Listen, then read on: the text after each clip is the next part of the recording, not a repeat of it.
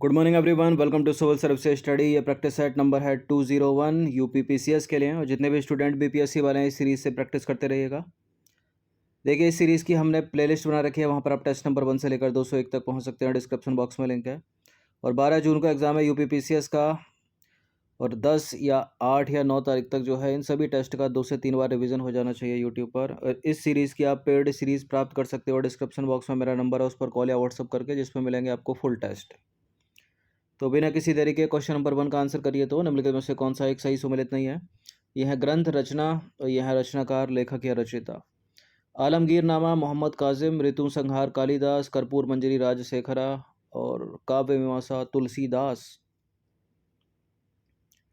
कौन सा गलत सुमेलित है इसमें?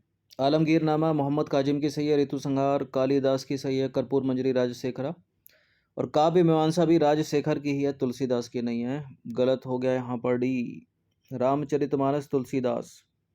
ठीक है, कवितावली, गीतावली, दोहावली, ये सब तुलसीदास की रचना है। तो काव्य मीमांसा किसकी रचना? राजशेखर की।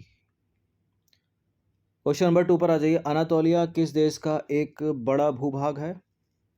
अजरबैजान, बुल्गारिया, तुर्की, लेबनान। अनातोलिया है तुर्की का। तो देखिए, अनातोलिया में तुर्की का अधिकार क्षेत्र है। इसका क्षेत्रफल है 7,56,000 वर्ग किलोमीटर, और ये एशिया का सबसे पश्चिमी हिस्सा है। ये नंबर है मेरा, कुछ पूछना हो तो कॉल या व्हाट्सअप आप कर सकते हो इस पर। नंबर 3 पर आ जाइए। निम्नलिखित में से किस देश का स्थानीय नाम धिबेही जमहूरिया है? किसका है ये?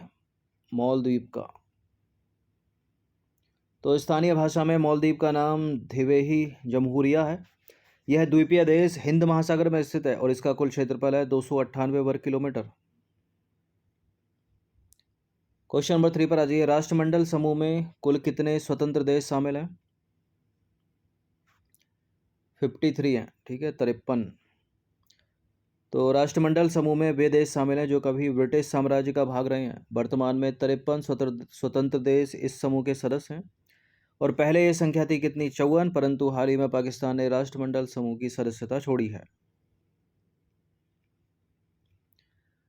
नंबर 4 पर आ जाइए। गहन अंतरिक्ष अध्ययन के लिए उत्तरी गोलार्ध को बेहतर क्यों माना जाता है?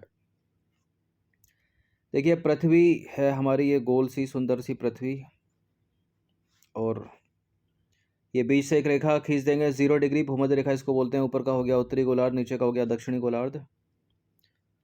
तो देखिए, मिल्की वे आकाश गंगा का जो केंद्र है वो उत्तरी ध्रुव से सीधा दृश्यमान होता है, इसलिए। ठीक है, दूसरे में क्या लिखा? दूर दृश्यमान होता है, ये गलत है। तो उत्तरी गोलार्ध से आकाश जो है काफ़ी साफ और सुदूर तक दृश्यमान होता है, और उत्तरी गोलार्ध से आकाश गंगा का एक बड़ा हिस्सा दृश्यमान होता है, इसलिए विकल्प संख्या ए सही है। निम्नलिखित में से भूमि अधिस्तरण की परिभाषा कौन सी है इनमें से? सही परिभाषा।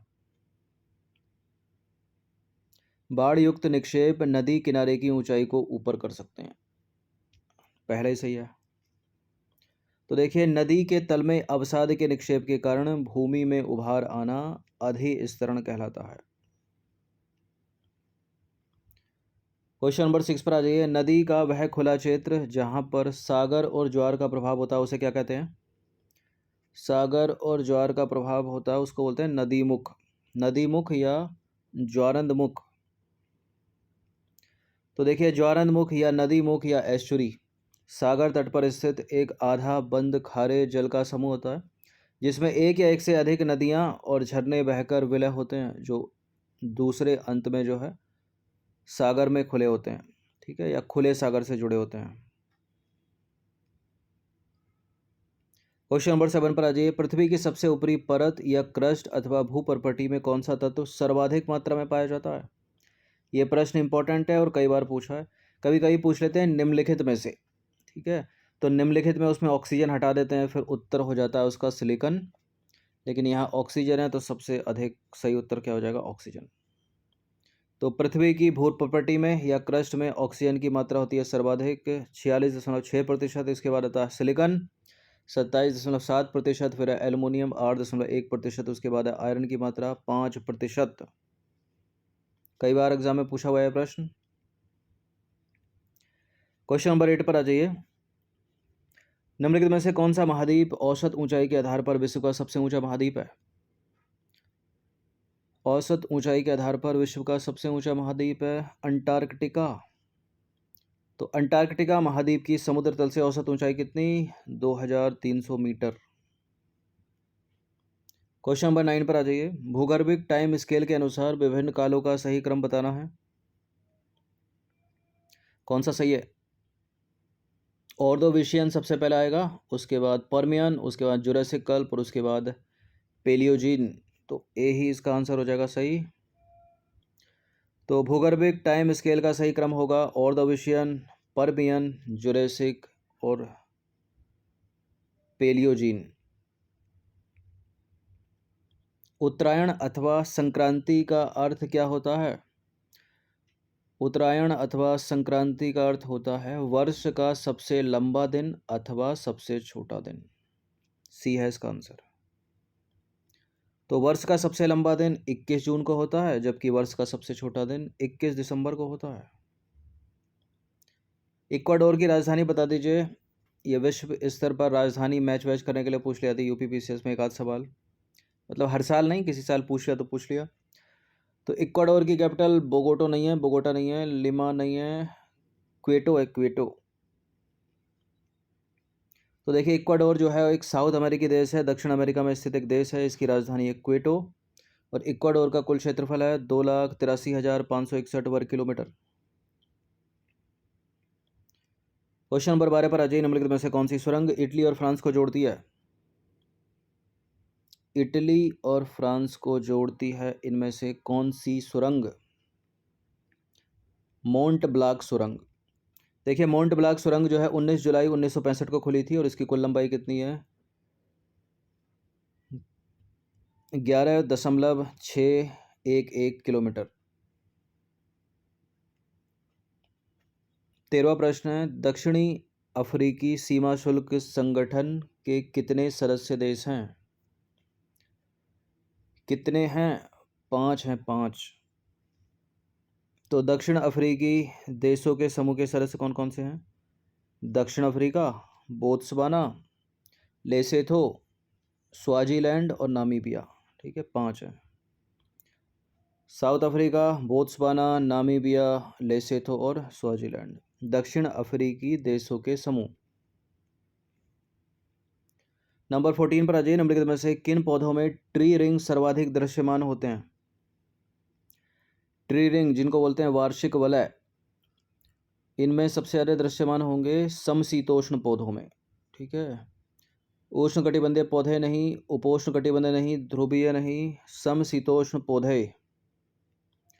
तो समशीतोष्ण क्षेत्र में पाए जाने वाले पौधों में पेड़ों के घेरे जो है काफ़ी स्पष्ट दृश्यमान होते हैं। इसका कारण उन स्थानों पर पाई जाने वाली विभिन्न ऋतुएं हैं। विभिन्न ऋतुओं का प्रभाव पेड़ों के घेरों पर स्पष्ट दृश्यमान होता है।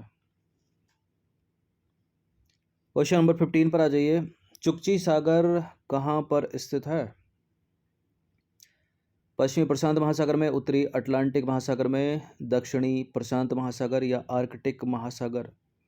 चुकची सी यह आर्कटिक महासागर में। तो चुकची सागर आर्कटिक महासागर में स्थित एक सीमांत सागर है। यह 6,20,000 वर्ग किलोमीटर में फैला हुआ है और इसके वेसिन देश कौन कौन से हैं? अमेरिका और रूस। नंबर 16 पर आ जाइए। यदि पृथ्वी घूमना बंद कर देती है तो किस स्थान पर किसी वस्तु के भार पर सबसे कम असर पड़ेगा? भूमध्य रेखा नहीं, कर्क रेखा। ये देखिए पृथ्वी अपनी विषेक रेखा खींचेंगे 0 डिग्री, ये हो गई भूमध्य रेखा और ऊपर है 23.5 डिग्री उत्तरी अक्षांश रेखा जिसको हम बोलते हैं कर्क रेखा यानी ट्रॉपिक ऑफ कैंसर, और नीचे है 23.5 डिग्री दक्षिणी अक्षांश रेखा जिसको बोलते हैं ट्रॉपिक ऑफ कैप्रिकॉर्न यानी मकर रेखा। भूमध्य रेखा होकर जिन जिन देशों से गुजरती है वह वो भी पूछ लेता है। कर्क रेखा विश्व के जिन देशों से होकर गुजरती है, भारत के 8 से होकर गुजरती है, वो भी पूछता रहता है। मकर रेखा भारत के जिन देशों से होकर गुजरती है वो भी इंपॉर्टेंट है, ये सब याद रखिएगा, बोनस पॉइंट होते हैं अगर एग्जाम में पूछ लिया तो। और ये हो गया उत्तरी ध्रुव और ये हो गया दक्षिणी ध्रुव यानी नॉर्थ पोल साउथ पोल। ये पूरा उत्तरी गोलार्ध है, ये पूरा दक्षिणी गोलार्ध है भूमध्य रेखा के ऊपर नीचे। तो इसका उत्तर है उत्तरी गोलार्ध। ऑप्शन नंबर इसका उत्तर है नॉर्थ पोल यानी उत्तरी ध्रुव। तो देखिए सेंट्रीफ्यूगल फोर्स यानी अपकेंद्रीय बल के कारण उत्तरी ध्रुव में किसी वस्तु के भार पर सबसे कम प्रभाव पड़ेगा, क्योंकि अर्थ अपनी टिल्टेड भी है, ठीक है, झुकी है ना। क्वेश्चन नंबर 17 पर आ जाइए। एक हमजा भूमिगत नदी है, आपको बताना है कि किस नदी बेसिन के नीचे पाई जाती है। ये नदी के नीचे, नदी अमेजन नदी के नीचे है। 2011 में इसकी खोज हुई थी। तो हमजा भूमिगत नदी की खोज 2011 में हुई थी। यह 4000 मीटर तक की गहराई में प्रवाहित होती है और इसकी अनुमानित लंबाई कितनी है? लगभग 6000 किलोमीटर, ठीक है। जैसे कि ये अमेजन बह रही है, ठीक है, इसके नीचे मान लीजिए आ गया सरफेस, आ गई पृथ्वी की मिट्टी विट्टी सब। इसके नीचे एक और नदी है, इसी की खोज की थी 2011 में, हमजा नदी अंदर ही अंदर बह रही है, अंडरग्राउंड। क्वेश्चन नंबर 18 पर आ जाइए। जिब्राल्टर जलडमरू मध्य किन देशों को अलग करता है? तो किन्हीं देशों को ये अलग भी करता है। कभी कभी प्रश्न पूछ लेता है कि किन सागरों को जोड़ता है। तो जिब्राल्टर जलडमरू मध्य जो अलग करता है वो अलग करता है मोरक्को और स्पेन को, ठीक है, सी है इसका आंसर।